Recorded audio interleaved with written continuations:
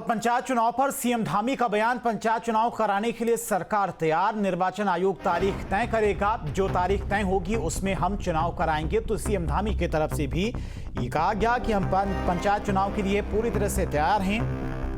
निर्वाचन आयोग जो तारीख तय करेगा हम उस तारीख पर चुनाव कराने के लिए पूरी तरह से तैयार हैं। पूरी तरह से तैयार हैं पंचायत चुनाव को लेकर। जैसा निर्वाचन आयोग जिस प्रकार की भी जो भी तिथि नियत करेगा उस नीति पर हम लोग चुनाव में जाने के लिए सरकार पूरी तरह से तैयार है। और बढ़ते आगे, कांग्रेस के प्रदेश अध्यक्ष करण महारा ने धामी सरकार पर लोकतांत्रिक व्यवस्थाओं को कमजोर करने का आरोप लगाया। उन्होंने कहा कि राज्य सरकार की पंचायत चुनाव कराने में कोई रुचि नहीं है।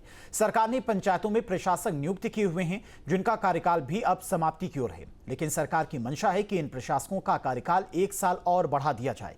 करण महारा ने आरोप लगाया कि सरकार चुनाव टालने की साजिश रच रही है, क्योंकि हाल ही में निकाय चुनाव में पहाड़ी क्षेत्रों से आए परिणामों ने उसे बड़ा राजनीतिक संदेश दिया है। ने एक नया इतिहास रचा है जो आज़ादी के बाद से आज तक नहीं हुआ। जब से पंचायती राज व्यवस्था लागू हुई तब से लेकर आज तक ये ऐसी स्थिति देखने में नहीं आई। इतनी अकर्मण्य और इतनी बेकार ये सरकार है कि जिसने इस हालात को पैदा कर दिया। आज पंचायतों में ना तो प्रतिनिधि है, कोई प्रधान नहीं है, ना कोई प्रशासक है। ये हालात पैदा हुए हैं उत्तराखंड की राजनीति में।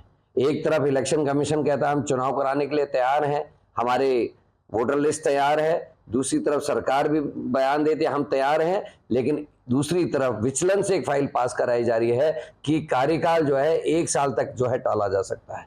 और देहरादून से बड़ी खबर, उपनाल कर्मियों को रेगुलर करने की कवायद मामले पर कैबिनेट में हुई चर्चा।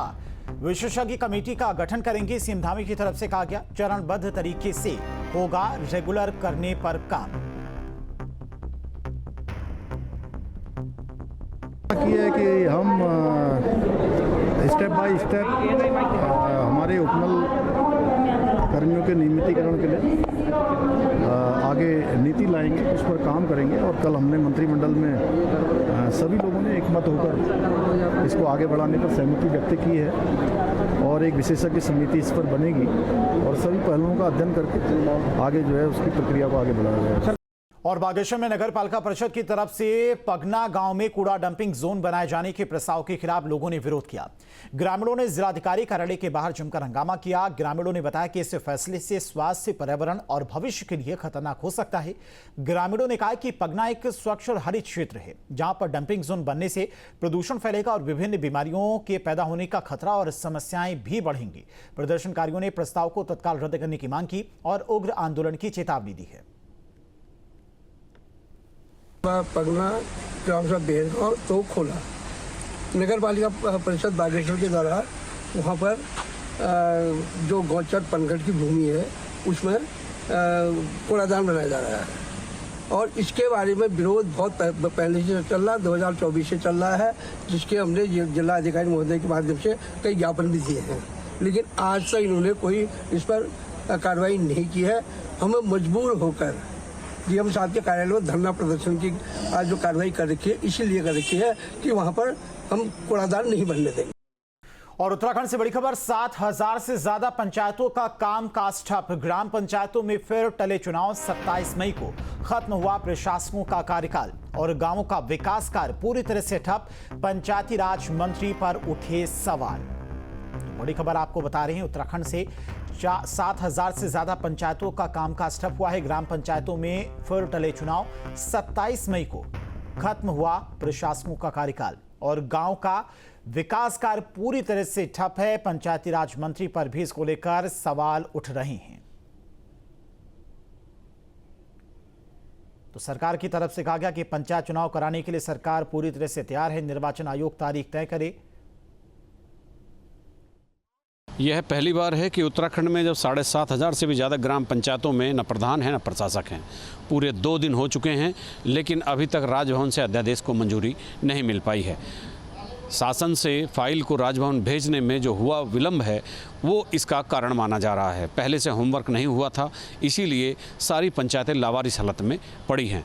और आज की रात क्षेत्र पंचायतों का भी कार्यकाल खत्म हो जाएगा, यानी ग्राम पंचायतों के साथ साथ जो क्षेत्र पंचायतें हैं वो भी लावारिस हालत में चली जाएगी। जब से देश में पंचायती राज व्यवस्था शुरू हुई है तब से ये पहला मौका है जब 2 दिन बीत गए हों और ग्राम पंचायतें न प्रशासक और न प्रधान बिल्कुल खाली पड़ी है, वीरान पड़ी है। जो दैनिक काम है वो बाधित हो रहे हैं। ये संवैधानिक व्यवस्था है, संविधान में पंचायतों का गठन किया गया है। अगर वहाँ प्रशासक और प्रधान दोनों ही नहीं रहेंगे तो फिर ना तो चुनाव कराने का मतलब रह जाता है और ना प्रशासक बैठाने का मतलब रह जाता है। फिलहाल मुख्यमंत्री ने ये जरूर कहा है कि राज्य निर्वाचन आयोग जब भी कहेगा हम चुनाव करा देंगे, लेकिन अभी तो आरक्षण की व्यवस्था भी पूरी नहीं हुई है। उधर विपक्ष भी इस मामले को हाथों हाथ ले रहा है और उन्होंने भी कहा कि सरकार ने चुनाव कराने में बहुत विलंब किया, जिससे पंचायतों का नुकसान हो रहा है। अपने सहयोगी कैमरामैन सोनी कुमार के साथ न्यूज स्टेट के लिए देहरादून से अजीत सिंह राठी। आश्चर्य है, मुख्यमंत्री जी का बयान मैंने पढ़ा था, शायद हाईकोर्ट में कोई याचिका उस समय ही कहा था कि हम पंचायती चुनावों के लिए तैयार हैं। हम आश्चर्य हुआ, मैंने कहा भाई इन्होंने बीच में अचानक सो मोटो ये क्या कहा, क्यों कहा? तो पंचायत राज मंत्री तो सीन से बिल्कुल गायब ही हैं और पहले भी आपने प्रशासक नियुक्त कर दिए। अब इधर पता चला है कि फिर माननीय मुख्यमंत्री जी ने मंत्रिमंडल की अनुमति लेने के लिए के अधिकार जो है आपने हाथ में ले करके। और पौड़ी में अंकिता भंडारी हत्याकांड का फैसला शुक्रवार को कोटद्वार में आने वाला है, जिसको लेकर जिला प्रशासन भी अलर्ट हो गया है। फैसले से पहले अंकिता भंडारी की पिता ने कहा कि मेरी बेटी के तीनों हत्यारों को फांसी की सजा होनी चाहिए। उन्होंने आगे कहा कि सरकार ने अभी तक जो घोषणा की थी वो भी पूरी नहीं हो सकी है। बता दें कि 18 सितंबर 2022 को अंकिता भंडारी की हत्या कर दी गई थी, जिसका फैसला 30 मई को आने वाला है। जो जिस तरह से मेरे निर्दोष लड़की अंकिता भंडारी को इन तीनों धुरंधरों ने मारा है, तो मैं पहले से कह रहा हूँ कि मौत के बदले मौत। तो परसों 30 मई को अंतिम फैसला होने वाला है और हम चाहते हैं कि हमारे जीते जी हमारे सामने इन तीनों को फांसी की सज़ा हो। कि मुख्यमंत्री श्री पुष्कर सिंह धामी जी ने 16 सितंबर 2023 को घोषणा की थी कि अंकिता भंडारी के नाम से जो डोब सिरकोट नर्सिंग कॉलेज है उनके नाम से रख दिया जाएगा। और अभी 20 माह बीत जाने के बाद भी अभी तक मेरी लड़की के नाम से नर्सिंग कॉलेज का नाम नहीं रखा गया है। अल्मोड़ा के जागेश्वर में पुलिस की मॉकड्रिल हुई। मॉकड्रिल में जवानों ने बेहतर टाइमिंग दिखाते हुए 3 संदिग्धों को ढेर कर 2 बंधकों को सुरक्षित बचा लिया।